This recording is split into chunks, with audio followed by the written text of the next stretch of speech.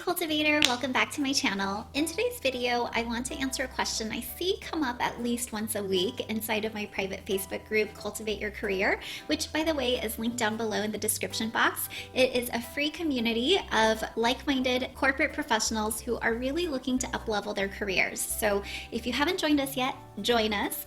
But one of the questions I see come up quite often is, should I quit my job before I have another job lined up?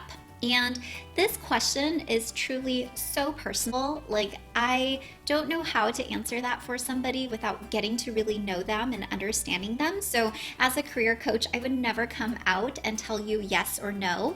However, I will ask some questions to help you really narrow in on the decision that is right for you and help you gain clarity so that you can feel really confident in your decision, whether it's you're taking the leap of faith or you're deciding to be more practical and just wanting to find that cushion.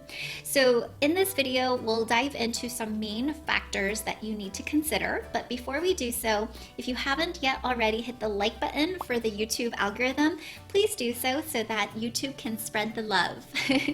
Without further ado, let's dig in.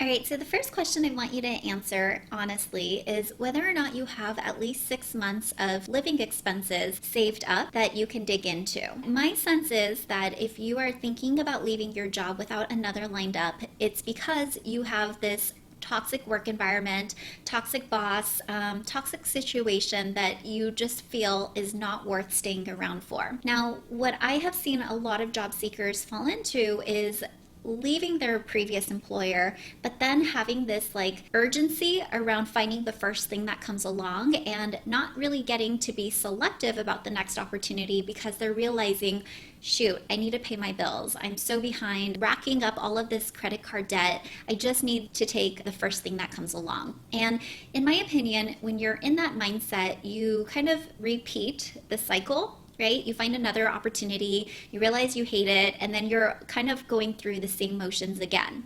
So in order to be very intentional about your job search, I want to make sure that you have at least 6 months of savings lined up. And this means that you have calculated down to the penny, this is how much I need realistically to not only survive, but to sustain my minimum living style that I can see myself living with for the next 6 months. Maybe right now, you can calculate all of the things that you are splurging on, but you don't necessarily need.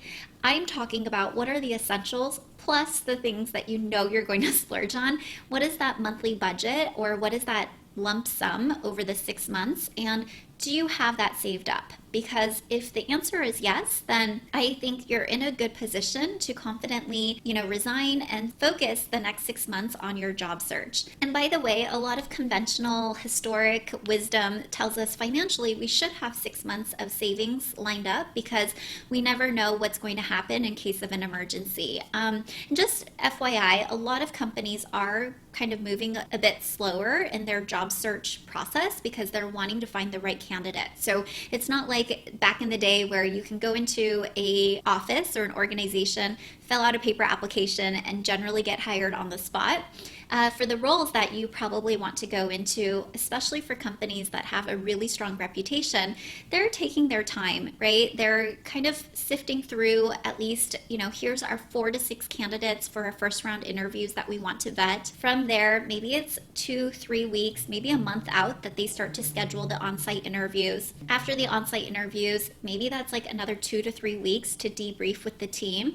And then they decide to kind of extend the offer, but then there's the negotiation period, and then there's the background check, which can take about 2 weeks to finally onboard you with a start date. So in general, they say that you should anticipate at least 6 months for your job search, and therefore you should have at least 6 months of cushion saved up. And by the way, if your answer is no to this, that you don't have 6 months of savings lined up, you can absolutely come up with a plan of how you're going to cover that amount. For instance, maybe you decide that you want to be a part of the gig economy in this short term. So you're not necessarily replacing your last salary, but maybe you just realize, with my rent, with my utilities, with all my basic needs, including food, water, all of the daily living essentials, my monthly budget really only comes out to like $2,500. So come up with a plan on how you can come up with that amount after taxes so that, again, you have the cushion, the stability of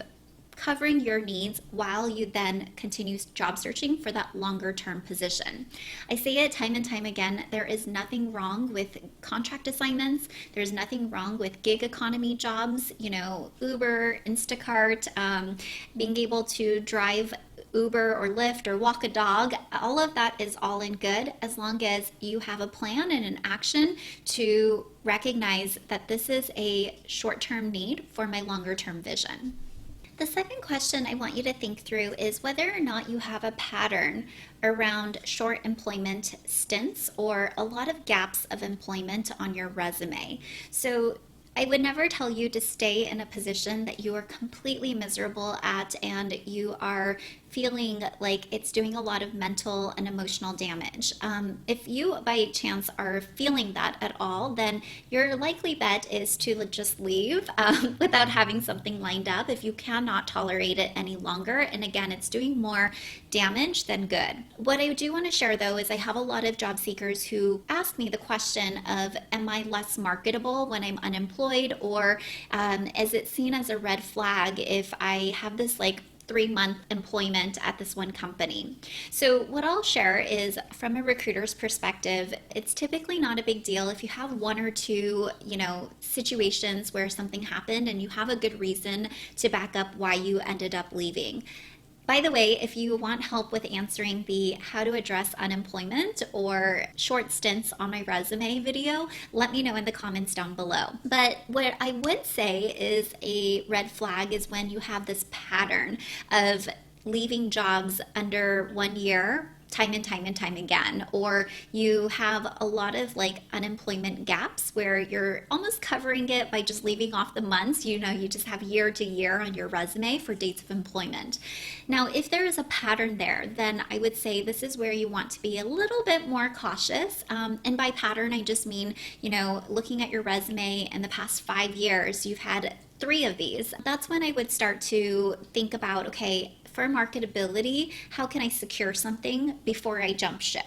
Again, unless it's 100% toxic and you just need to get out of there. By the way, if you do fall into this camp of wanting to find a job as soon as possible, be sure that you have downloaded the Dream Job Roadmap PDF, which is also linked down below in the description box. It walks you through the 7 steps of what you need to be doing in order to land a dream job as soon as possible. My final question for you is, what is your heart telling you?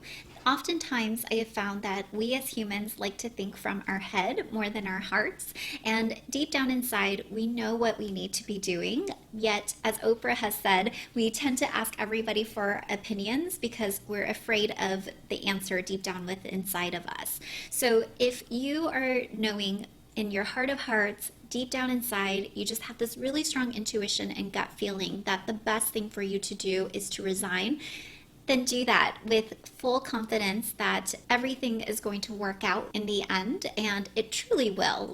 Oftentimes people find their path, and some type of decision is a catalyst for another opportunity. And I have actually seen this time and time again in my own career, because I personally have been in toxic work environments where I realized, you know what, I don't need to deal with this. I'm going to go ahead and resign. And I found a better opportunity, even weeks in some cases later, and in a few cases a few months later. But I fully trusted that something better was waiting for me around the corner once I made that decision to confidently resign and just know that that's what I needed in that moment. So I want you to go back to, what is your heart telling you? What is your gut telling you?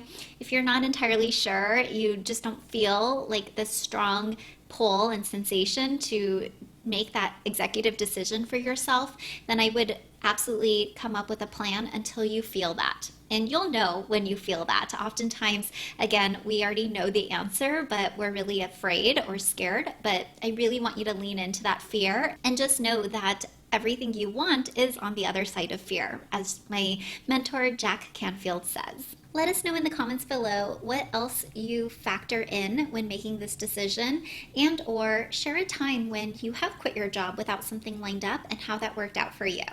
Let us know down below, and if you enjoy this video, again, please like, share, subscribe. I'm releasing this video next week, and until then, I hope that you continue to cultivate your life and your career. Take care.